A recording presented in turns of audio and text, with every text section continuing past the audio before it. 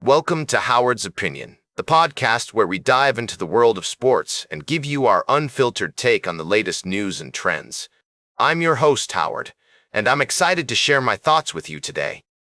We're starting off with a bang, folks, as we discuss the incredible season of Indianapolis Colts running back Jonathan Taylor.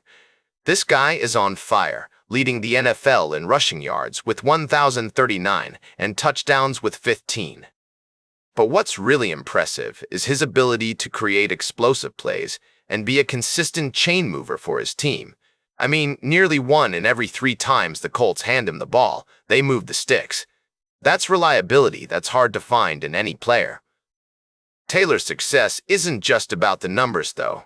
He's been instrumental in the Colts' 8-2 start, and his production has opened up lanes for their passing offense.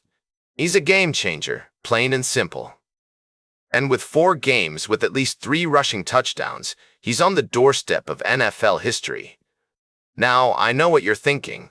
Can a running back really win the MVP award in this era of pass-happy football? But Taylor's dominance is making a strong case for himself.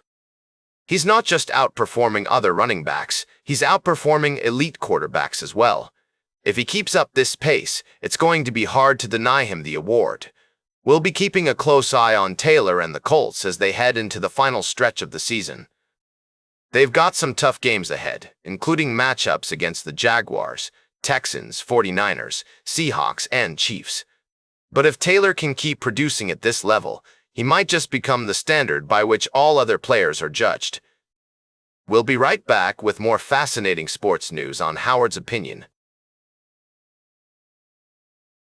Welcome back to Howard's Opinion. We're diving into the world of sports now, and I've got a fascinating story to share with you all. The Los Angeles Rams are on a roll, folks, and it's largely thanks to the incredible performance of their quarterback, Matthew Stafford. This guy is playing some of the best football of his career, and at 37 years old, that's no small feat. Stafford recently led his team to a dominant win over the San Francisco 49ers, and in doing so, extended his lead in touchdown passes this season. He's got 25 TDs under his belt, and it's clear that he's finding ways to dictate the action on the field through play-action passes. The Rams' tight ends have been a key factor in their success, with all 4 of them contributing to the win against the 49ers. But what's really impressive about Stafford is his ability to adapt and thrive despite dealing with injury concerns during training camp. He's proving that he's still got it, and his stats are backing it up. He's leading the league in passing yards per game, and it's no wonder that Tom Brady is singing his praises. In fact, Brady recently joked that Stafford has at least another 8 years of playing left in him. While that might be a bit of an exaggeration, it's clear that Stafford is showing no signs of slowing down. He's having the time of his life out on the field, and it's infectious. His teammates are feeding off his energy, and the results are speaking for themselves. The Rams are 7-2 on the season, and they're looking like a force to be reckoned with in the NFL. With Stafford at the helm, they've got a real shot at making a deep run in the playoffs, and who knows, maybe we'll see him playing for years to come.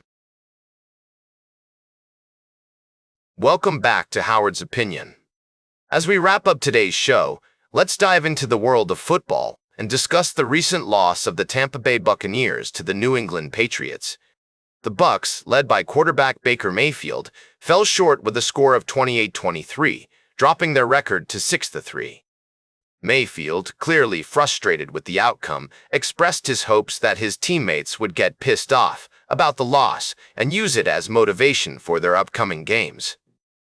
Mayfield's performance was notable, completing 28 of 43 passes for 273 yards, 3 touchdowns, and no turnovers. However, the team's inefficiency on third down and playing behind the sticks were major concerns. The Bucs won the time of possession battle but struggled to capitalize on their opportunities, converting only 5 of 13 third down attempts. As the Buccaneers prepare to face the Buffalo Bills and MVP candidate Josh Allen next week, Mayfield's message to his team is clear. They need to learn from their mistakes and come out stronger. The question remains whether the Bucs will respond to Mayfield's remarks with a renewed sense of determination and fury. The Patriots, on the other hand, continue to dominate the AFC East with an 8-2 record, having won 7 straight games. Their stingy run defense and top-rated passer, Drake May, make them a formidable opponent for any team. As we close out today's show, it's clear that the NFL season is heating up, and teams are gearing up for their final push towards the playoffs. The Buccaneers will need to regroup and refocus if they hope to stay in contention. That's all for today's Howard's Opinion. Remember to like, share, and subscribe, and until next time, keep your head in the game.